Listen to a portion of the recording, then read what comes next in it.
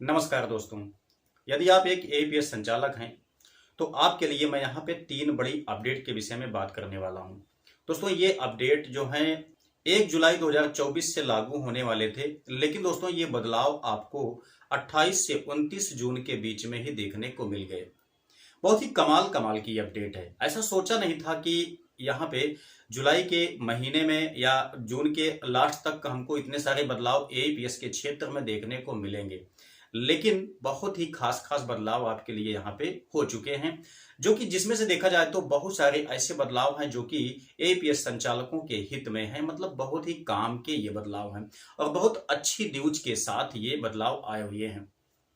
सबसे पहले आपको बताऊं दोस्तों यहाँ पे कि 2 दिन पहले मैंने आपको बताया हुआ था कि बैंक ऑफ बड़ौदा का कैश डिपॉजिट अब लाइव हो चुका है। ठीक है, इसके पहले हम लोग जानते हैं कि ना तो बैंक ऑफ बड़ौदा का कैश डिपॉजिट होता था, ना तो एईपीएस विड्रॉ होता था। लेकिन दोस्तों अब यहाँ पे कैश डिपॉजिट तो होना स्टार्ट हो गया था, लेकिन अब उससे भी बड़ी अपडेट आपके लिए यहाँ पे आ गई है। दोस्तों आज है 29 जून 2024। आज के दिन दोस्तों यहाँ पे बहुत सारे एईपीएस संचालकों के पास बैंक ऑफ बड़ौदा का एईपीएस विड्रॉ भी स्टार्ट हो चुका है। मेरे पास भी यहाँ पे बहुत सारे कमेंट आए हुए थे। सुबह में काफी कमेंट आया, लगभग 1 बजे के आसपास में। ठीक है, तो मैं क्या काम किया, अपने क्षेत्र में जितने भी एईपीएस संचालक हैं उनके पास गया और उसके पश्चात उनसे मैंने बैंक ऑफ बड़ौदा का विड्रॉ करवा के देखा। तो दोस्तों वहां पे लगभग 90% लोगों के पास एईपीएस विड्रॉ हो गया बैंक ऑफ बड़ौदा का। ये बहुत कमाल की अपडेट है। लेकिन हाँ, इसमें एक चीज बहुत कॉमन है। कॉमन ये है दोस्तों कि जिनके पास L1 डिवाइस है उन्हीं के पास यहाँ पे बैंक ऑफ बड़ौदा का विड्रॉ हुआ। जिनके पास L0 डिवाइस है उनके पास विड्रॉ नहीं हुआ। ठीक है, तो इससे एक पॉसिबिलिटी ये पाई जा रही है कि जहां तक उम्मीद है कि L1 डिवाइस परचेज कर लेने के पश्चात आपके यहाँ भी बैंक ऑफ बड़ौदा का एईपीएस विड्रॉ स्टार्ट हो जाएगा। ये तो काफी अच्छी बात है।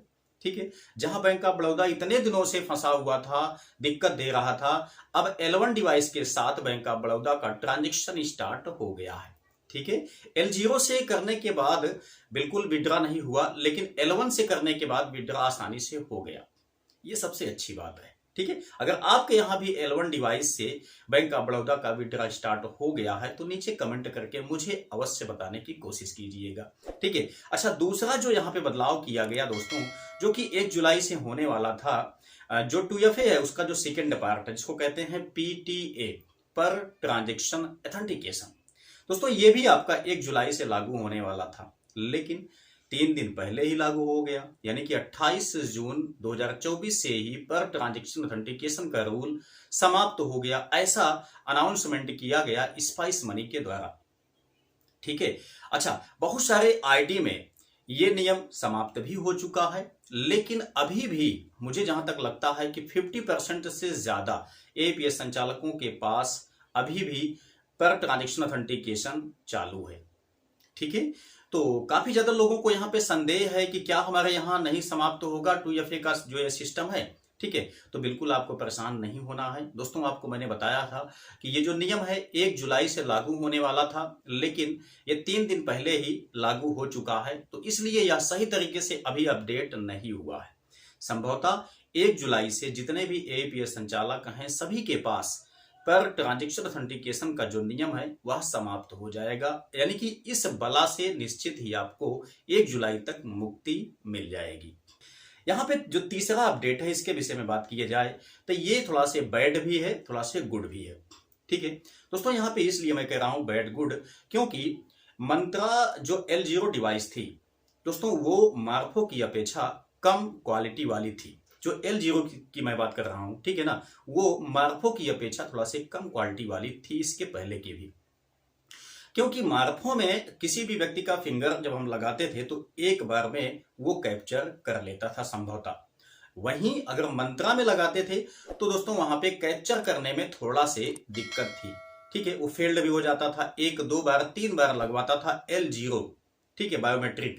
वही समस्या अभी भी L1 में भी बनी हुई है। जैसा कि L1 के विषय में इतना बड़ा गुणगान किया गया था कि L1 जो आएगा वो बिल्कुल सर्वगुण संपन्न होगा। ठीक है, वन टाइम में ही कैप्चर कर लेगा। इसकी जो सेंसिटिविटी है वो बहुत ही तगड़ी होगी, लेकिन मुझे लगता है ऐसा कुछ है नहीं इसमें, ठीक है, क्योंकि यहाँ पे जो L1 डिवाइस है मंत्रा की, क्योंकि इसमें अभी भी एक से ज्यादा बार बायोमेट्रिक लगाने की आवश्यकता पड़ जा रही है, ठीक है। एक बार में भी कैप्चर कर ले रहा है, लेकिन एक से ज्यादा बार भी ये ले रहा है, तो थोड़ा से ये बैड अपडेट है।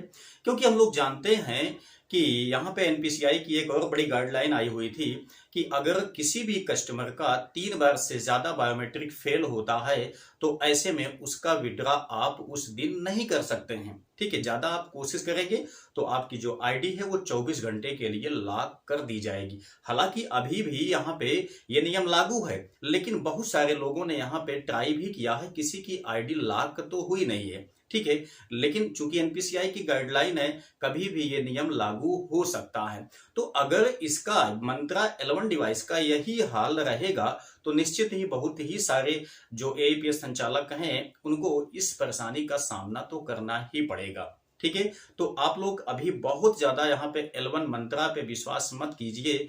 जहां तक पॉसिबिलिटी हो सके कस्टमर का फिंगर वगैरह जो है वो साफ करवा के तभी आप लोग लगवाने की कोशिश कीजिए, ताकि वन टाइम में ही बायोमेट्रिक अटेंडेंस या मतलब बायोमेट्रिक उसका जो है वो कैप्चर हो जाए, ठीक है। तो यहाँ पे मार्फो जो डिवाइस है दोस्तों वो बहुत अच्छी डिवाइस थी बैंकिंग के लिए, ठीक है, L1 की अपेक्षा, मतलब कि मंत्रा की अपेक्षा। आप लोग भी प्रैक्टिकल कीजिएगा, उसके बाद नीचे कमेंट बॉक्स में अवश्य टाइप करने की कोशिश कीजिएगा। चलिए मिलते हैं एक नेक्स्ट वीडियो में नई जानकारी के साथ, तब तक के लिए जय हिंद।